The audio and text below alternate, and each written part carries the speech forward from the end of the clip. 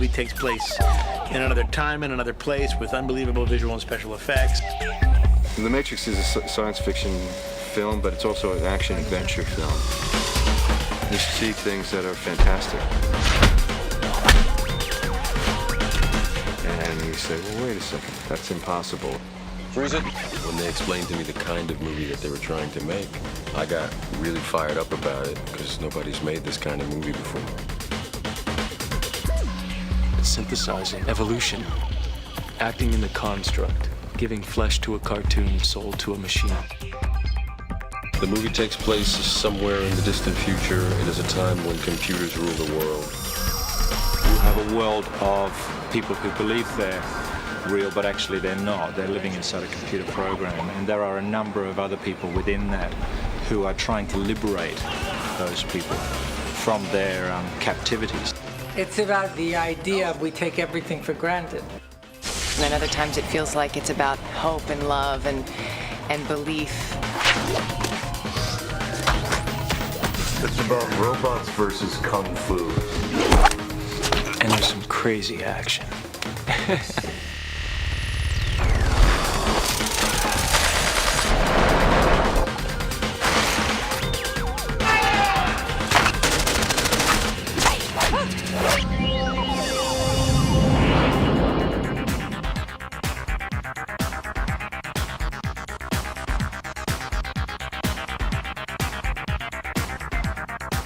Sydney's a beautiful town. I gotta tell you, I've never seen nothing quite like it.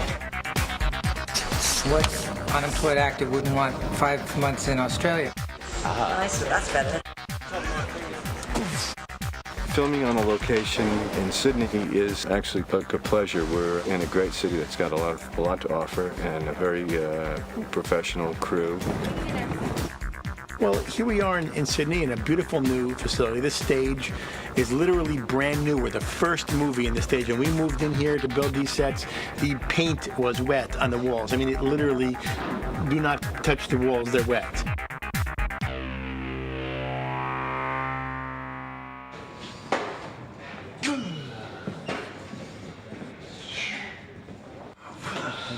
Powder all backlit.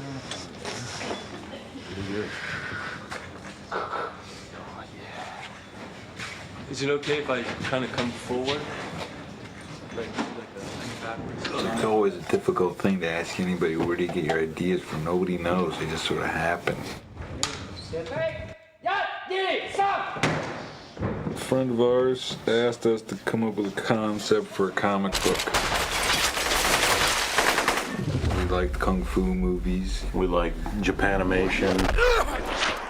We like, John Woo movies. Dick and books that are, science fiction that is about the sort of nature of reality. You've been living in a dream world, Neo. This is the world as it exists today.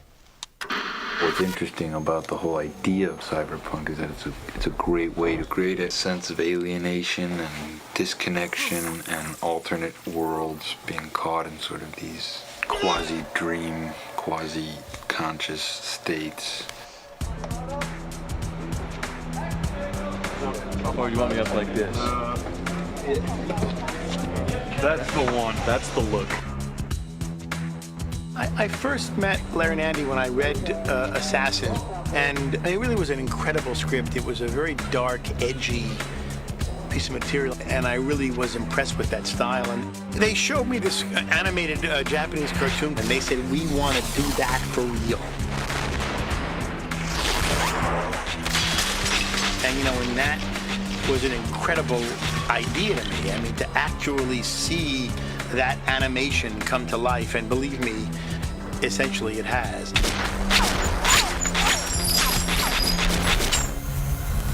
We've had our eye on you for some time now, Mr. Anderson. In one life, you're Thomas A. Anderson, program writer for a respectable software company. The other life is lived in computers, where you go by the hacker alias Neo and are guilty of virtually every computer crime we have a law for. I play a man named Thomas Anderson who's looking for a man named Morpheus who's played by Lawrence Fishburne. I'm searching for the answer to a question. The question is, what is the Matrix? My character feels that the answer to this question will somehow make sense of his life. At last. My character is called Morpheus. And Morpheus is a person who lives in the real world. And he's the leader of this band of people looking for the one. You felt it your entire life. That there's something wrong with the world. You don't know what it is, but it's there, like a splinter in your mind. He is this like fevered missionary guy. He's a zealot. We think there's something dangerous about people who believe they have the truth, and they do sort of act blindly. This is your last chance. After this, there is no turning back. You take the blue pill. The story ends. You wake up in your bed and believe whatever you want to believe. You take the red pill. You stay in Wonderland. And I show you how deep the rabbit hole goes. There's a couple references to Alice in Wonderland in the movie. I think that is a brilliant book. She comes into this world and there are all this craziness, and people just give her things and say, eat this, drink this, and everything affects her and changes her, and nothing makes sense, nothing's logical. It's the way you have to do it, and we tried to do that with the beginning of the film.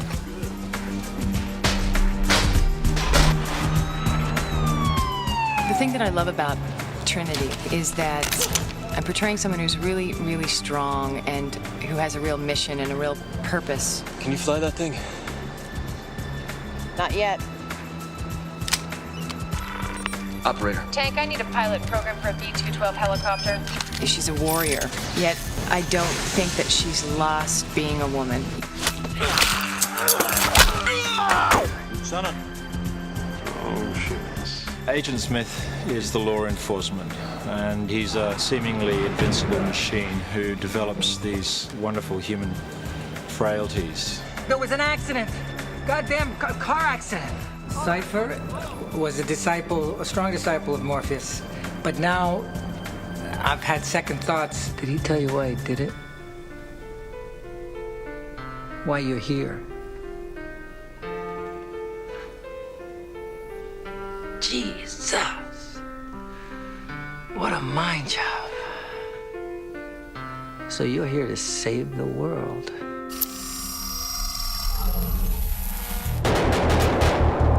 You go from the 150 to... Speaking about Larry and Andy together as a pair, as a team of writers, I liken them to the Brothers Grimm. I have to imagine that that's what the Brothers Grimm were like. Oh, God! Somebody's gonna be here. They work very well together. They've got a wonderful sense of humor. So you do get a dialogue happening that is normally just within the one director's head. So it's normally one director talking to themselves, working out a problem, and then expressing their solution to that problem. Whereas with Larry and Andy, you'll see the dialogue going on. Just like real guys, and there's none of that kind of Hollywood thing is not evident at all. You know, they're from Chicago, you know. They wear shorts, they wear baseball hats, they watch basketball games, they love movies, they love, you know, they get so excited. There's nothing greater than doing a scene for them and for them to get excited. One day, one day I will no longer just be a computer nerd. I will be a superhero. They seek and search for clarity. They're very thoughtful, and yet they're very they have a wonderful sense of humor.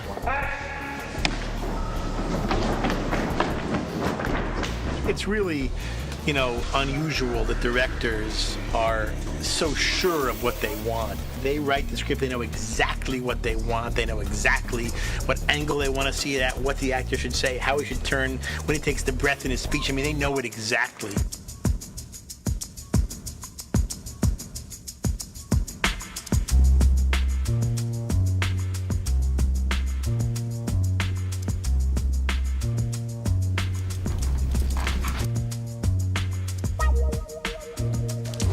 The brothers had storyboards of fight sequences that they wanted to see, certain, punches and kicks and flips that they wanted to see.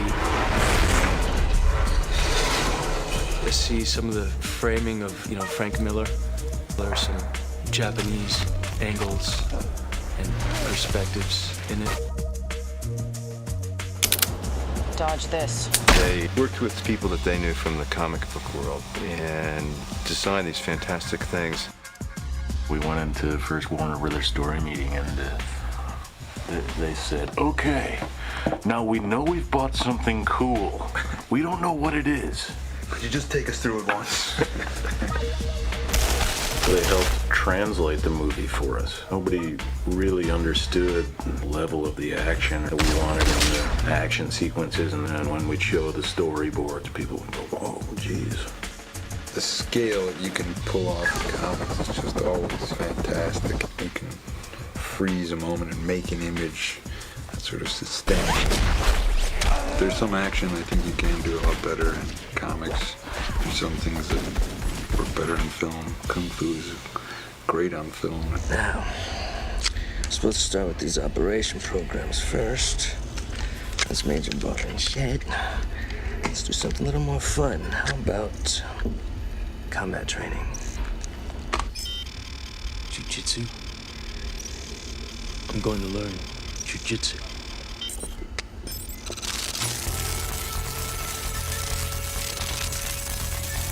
And action!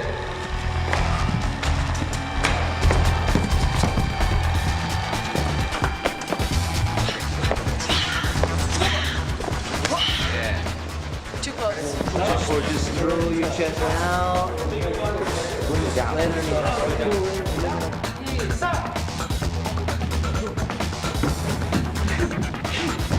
We wanted to do the action differently, and one of the things that we love about Hong Kong action is the way that they shoot fight scenes with long takes and wider angles.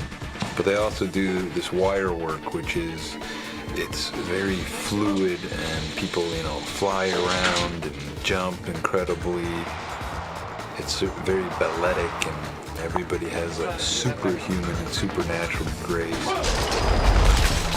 We wanted to bring that kind of wire work to our movie.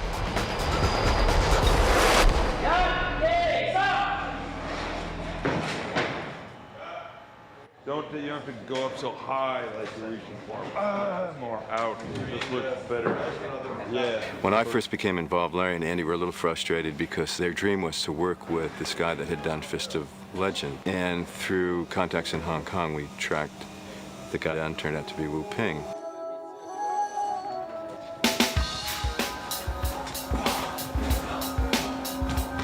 Wu Ping rocks. He's one of the best. We love his movies. We've been watching them for years. I think it's a good for Lawrence.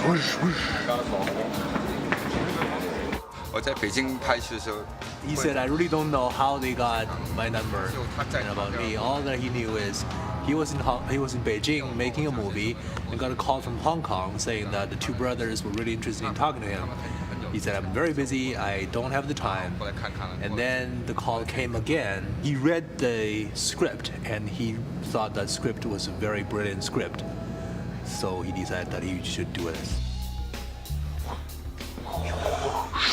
One of the incredible experiences on this movie, and unlike any other movie I've done, is that our four leads spent 3 or 4 months training with Wu Ping and his Hong Kong stunt team.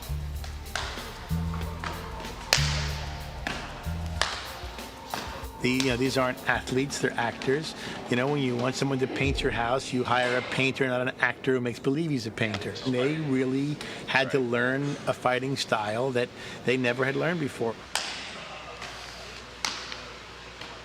It was a tremendous hardship, but it is evident on the film when you see it that that's Lawrence and that's Carrie-Anne and that is Keanu in those scenes doing that stuff, and it's astounding. We started training in October of '97. Trained all the way through till March of '98. That was on like an everyday basis. 1, 2, 3, come on! Ready? Play. It was a very involving, exhausting process, which I initially thought we were going to be doing Kung Fu for maybe 4 or 5 weeks, something like that. And it ended up being months and months of training. The interesting thing is in the challenge. And the challenge is how we can make these people look as though they know they are born with the skills. We all sort of have our own person that is sort of our teacher. And my teacher's name is Ma Dai. He really held my hand in the beginning and was very hard on me at the same time. Chu is Keanu's main guy, and Chu doesn't speak any English. Then we have Dion, who oversees all of us, and he speaks better English than the rest of the guys. And he sort of our go-between Wo Ping and us.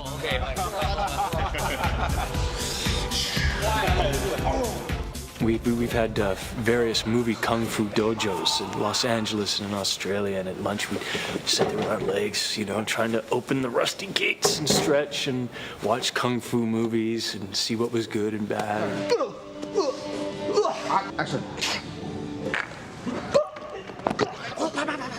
I really didn't know if I would be able to do what they were asking me to do. I was going every day and getting on the wires and being lifted up just to get the feeling of being lifted up on the wire, and then, you know, practicing sort of getting up the wall and then having the wall padded and then going along the padded wall and then them taking the pad off and me being terrified. Like, I couldn't do the wire that day, the day they took the pads off the wall, because I was so afraid.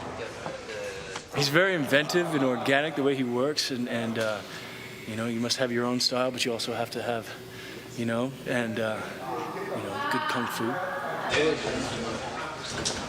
Initially, I think Wu Ping and the Wire team, they took us on and thought we were useless, which we were, hopeless at Kung Fu. But they slowly realized after a couple of weeks that maybe we were going to be able to get to a level where we'd be halfway decent.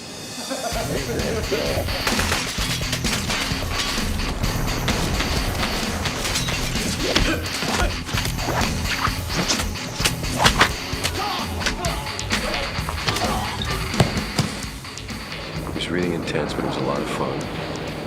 And again, it's the kind of thing that you very rarely get an opportunity to do something like this. I mean, I feel incredibly blessed to have worked with Wu Ping and his team. Okay, so what do you need? Guns. Lots of guns.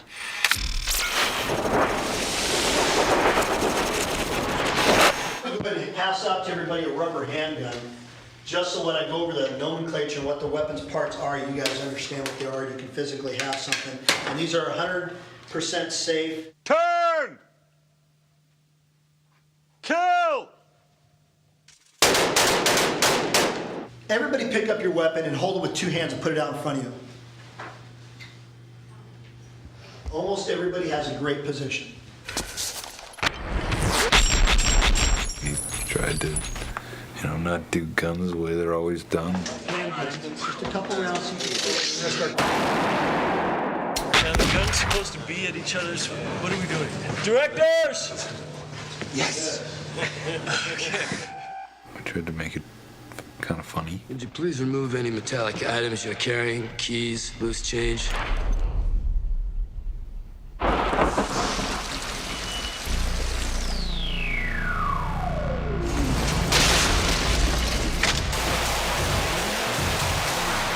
The sets on the picture all originated from the visual design of the film that Larry and Andy achieved in storyboarding the film. They were executed by and built and designed by Owen Patterson, who's our production designer. This film is sort of full of many, many details. An art department is trying to create an environment which is really just an illusion. This is my ship, the Nebuchadnezzar. This is the main deck. And we're trying to use like contemporary technology in a sort of slightly retro fashion, and something that looks a little bit different to your archetype sort of spaceship. We've sort of fallen back a great deal onto, and utilised, as Larry and Andy wanted us to do, a lot of Jeff Darrow's drawings, which were the original conceptual thing. But we're trying to sort of promote that idea of a reality that isn't real. You'll look at it and go, oh, it's a real place, but there are these illusions sort of within it.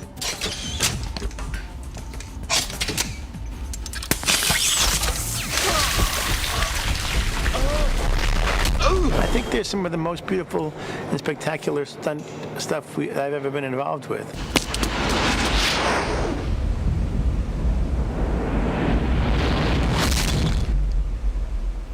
Whoa. There's style and visual effects in these action sequences that has not ever been seen before.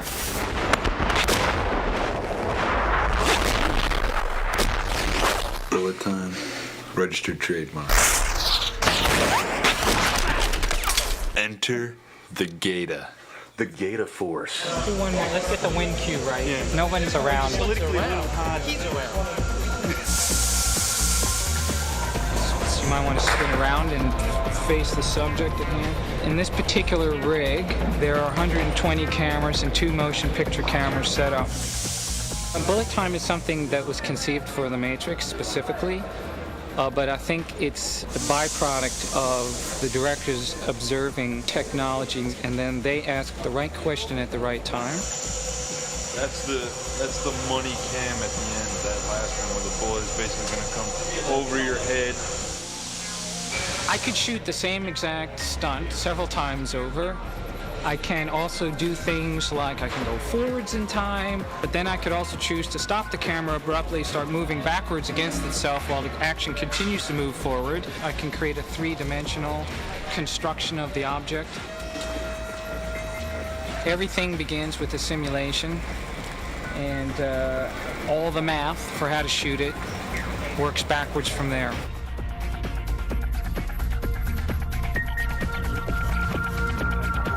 These guys have a lot of specific notions about the worlds that they're creating. And they're pretty over the top in terms of what they want. You're allowed to do things, break the rules that you wouldn't normally do. We're changing speeds left, right, and center. We're going to slow motion to high speed, jump cutting, crossing the line. Everything's going in there.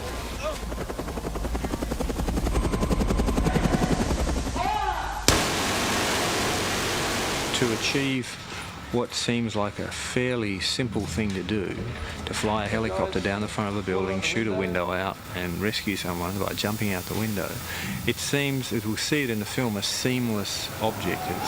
But in fact it's been shot in 2 different buildings, it's been shot on a big set.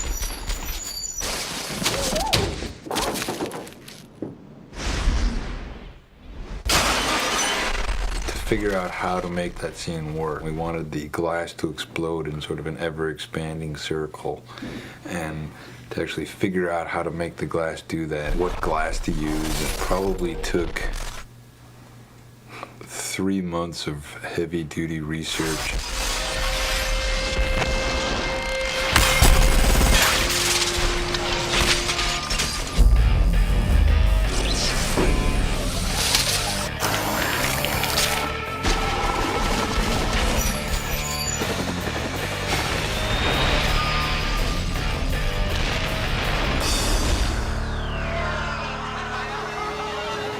Such a rare experience for a group of actors in film, maybe in theater, but in film to have been working together. We'll almost have been working together for a year by the end of this. So it's great kind of melding of heart and soul and spirit and action. Nowhere in nature. And working in a film of this magnitude has been an enormous eye-opener for me. It's kind of chased away a few demons for me, and it's educated me a little bit more. And just working on a film with this sort of budget and on this sort of scale has been a great experience. And I really think that this is the first film of the next century, of the millennia, the year Y2K, or they're calling it. It is monumental. I think it's groundbreaking. I think it's something people have never seen before, and it's going to take people's breath away. And I think that, there are going to be a lot of films that are going to kind of be disciples of this movie, and I think Andy and Larry are going to start a new visual style that, will be very, well known and well remembered.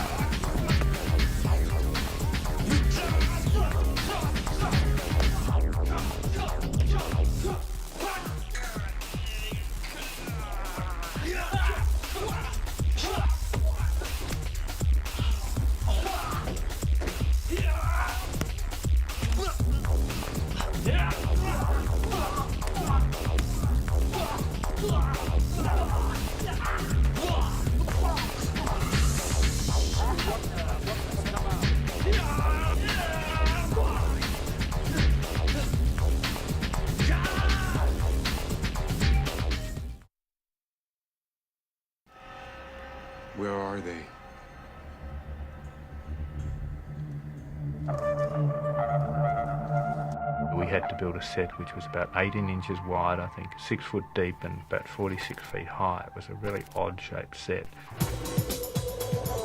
Since it was dark on the camera side, the light had to come through the top, and it had to go 4 stories and still hold its intensity without being super bright at the top and being nothing at the bottom.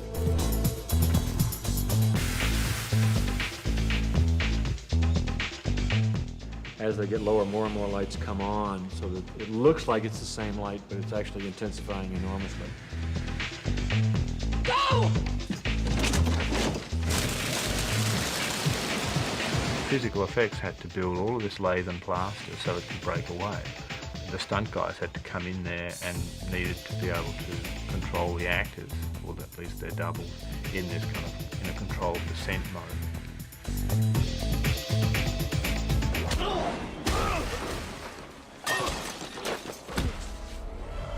The fight in the bathroom is much scrappier than any of the other fights because it's in a confined space. We built a very basic flat-edge set, and then Wu-Ping and his team went in there and rehearsed it, and it started off at one size, and eventually it was kind of like half the size, and they just rehearsed in it and figured out what they wanted. So it was a much more brutal Western-style fight, if you like.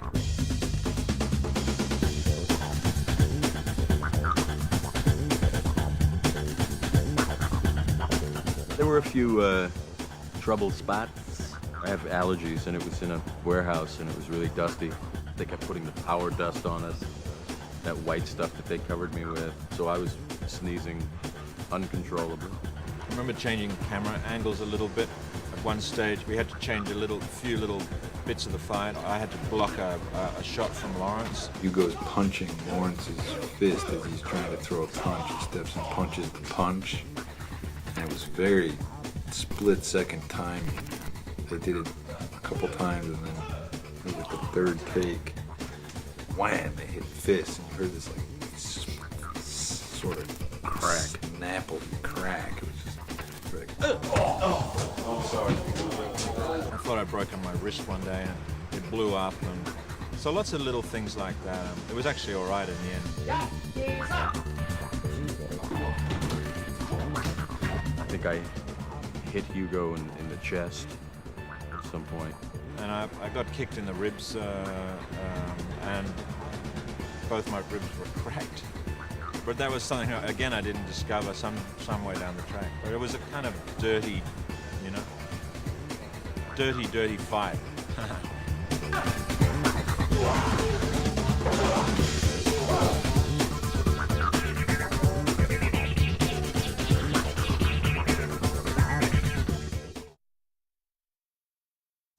There's a character who's the woman in the red dress.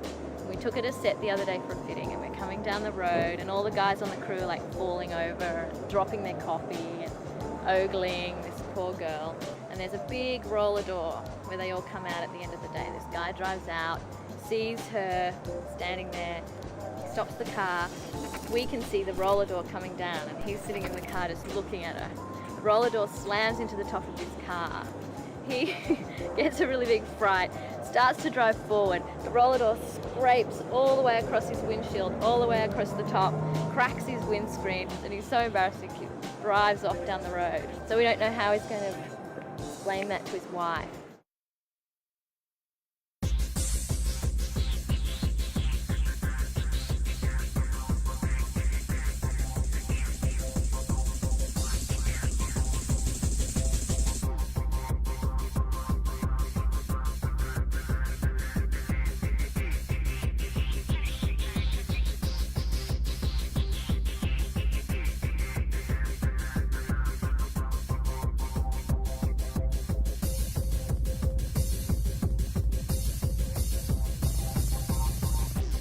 Get me the hell out of here! Got a patch on an old exit, Wabash and Lake. Help! Need a little help.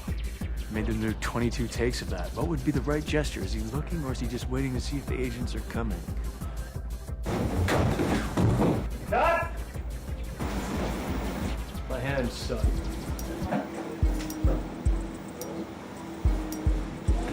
Let's go again. More? Yeah. You know, he pays really, really close attention to his physical movements. He's painstakingly serious about getting those things exactly as he wants them. Less of the hand when it comes up and just goes straight out. Pinky's all out. That's good. Stop picking on the pinky.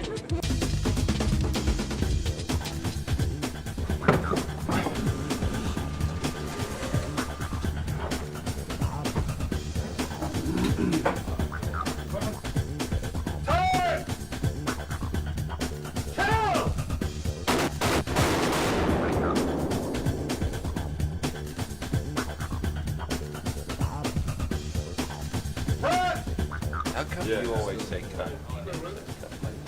My job. That's what I get the big bucks for. Same cuss. Agent Smith starts to develop some very human qualities. That ultimately brings him down.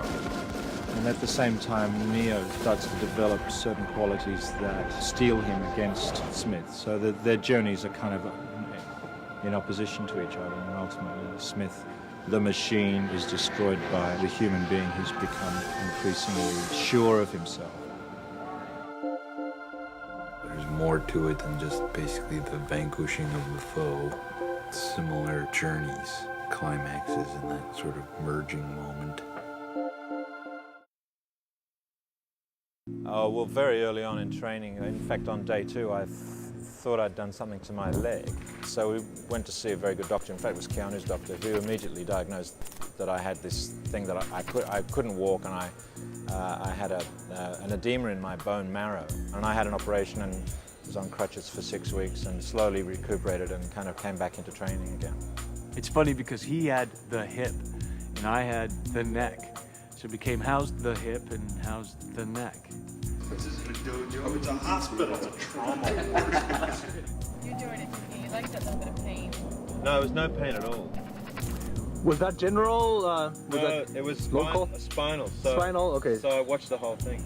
You saw the... Yeah, I watched the operation. Ew! That man is crazy. Because you can't feel a thing. So it's like someone just doing this thing to this leg. It's not part of It's you. not yours. They were lifting my leg up and I was going, that's my leg, but I can't feel it.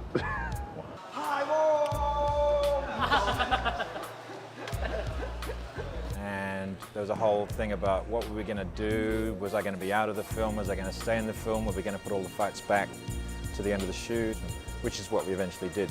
This whole training process for us, it was real trauma for our bodies the first time around. And I think that was just Hugo's body's way of responding to it.